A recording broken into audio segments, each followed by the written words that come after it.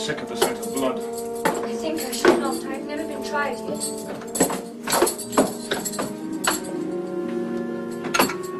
Wait here.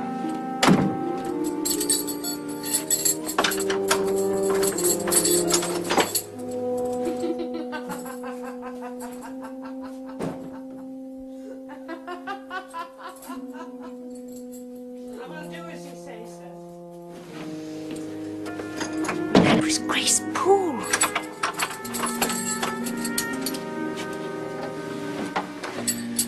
Here, Jane. Mr. Mason!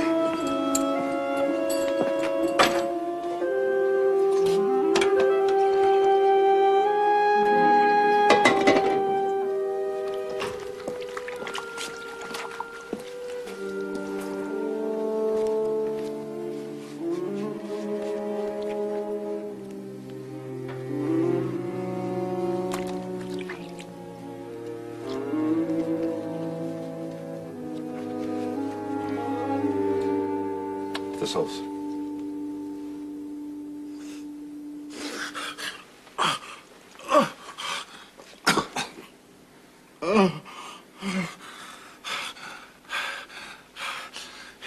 Is there any danger?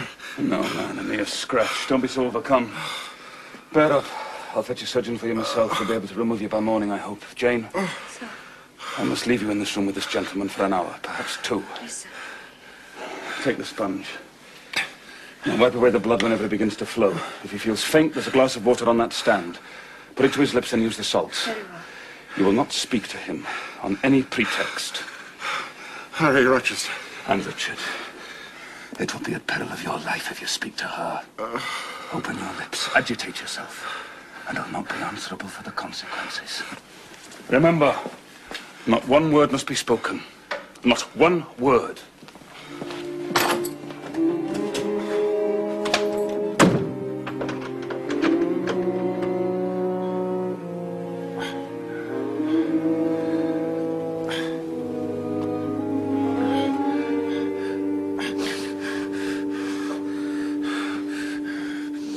Mr. Mason. Mr. Mason.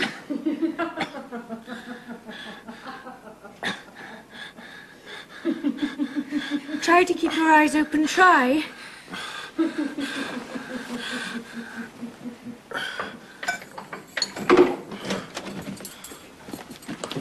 Can't be on the alert. How is he? Just breathing, sir. Just the wound. Bandage him properly. Is he fit to move, sir? He's got to be. I'll give you about half an hour to get him downstairs. Look, it's nothing vital. Set to work. How are you, Richard? He's done for me, I fear. Ah, not a whit. Courage, man. You've lost a little blood, that's all. Carter, assure him there's no danger. Oh, I can do that terribly, sir, but how is this? The flesh near the shoulder here is torn as well as cut. There are teeth marks here. She bit like a tigress when Rochester got the knife from You her. shouldn't have yielded. You should have grappled with her. She looked so quiet at first. I thought I could do some good. You thought. You've suffered enough. Carter, hurry. I must have him off before sunrise. I must look to this other wound, sir. She's had her teeth here, too. She sucked the blood. She said she'd drain my heart. Oh, come, Richard. Be silent, man. Don't repeat her gibberish. I cannot forget it. You will when you're out of the country. You may think of her as dead and buried. Never. Oh, have some energy, man.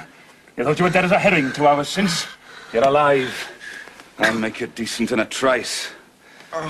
Doctor, Jane, give me some water. You must allow me the liberty of administering my own medicine. There, drink. Drink. But will it hurt me? Drink it, Richard.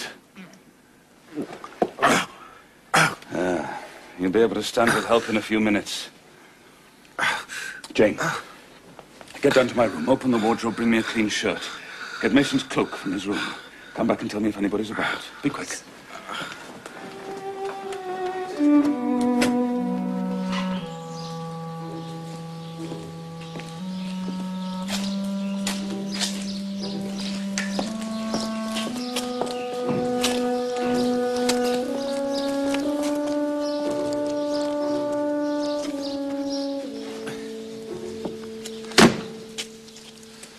keep him at your house till he's quite well. Take care of him. I'll ride over in a few days and see how he is. How are you feeling now, Richard? The fresh air revives me. Edward. What is it? Let her be taken care of. Let her be treated tenderly. I do my best. Have done and shall do.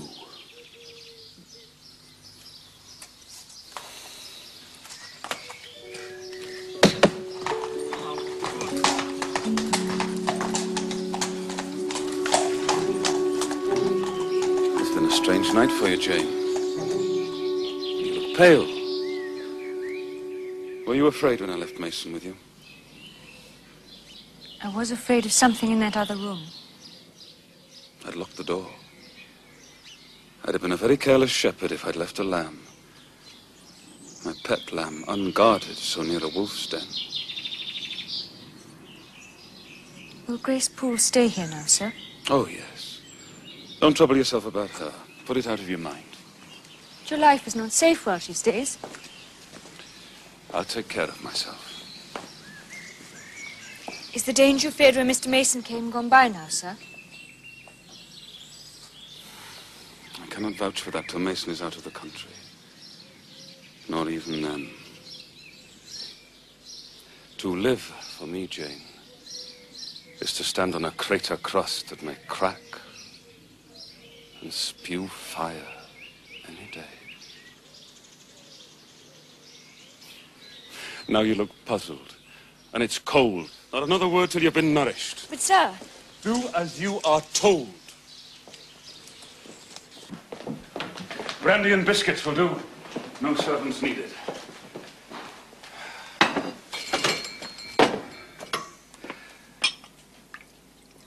Now, Jane.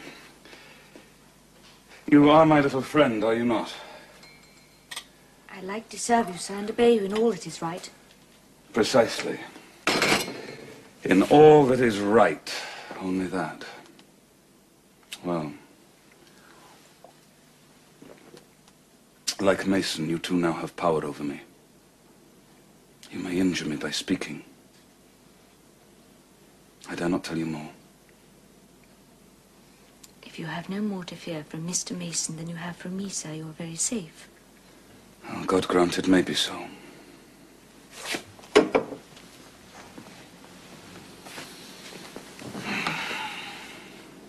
Sit here, I want you by me. Would you hesitate? Would that be wrong, Jane?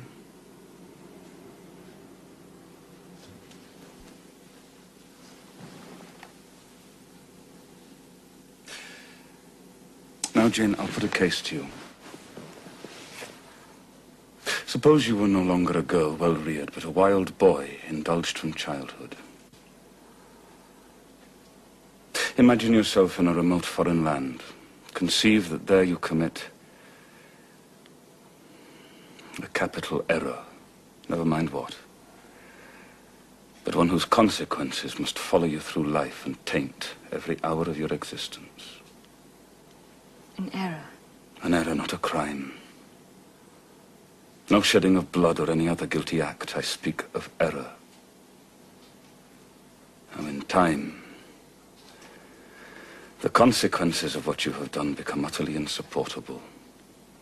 Hope has quitted you. You seek relief in exile, happiness in a heartless, sensual pleasure. After years of wandering, you come home, heart-weary and soul-withered. And then you meet someone.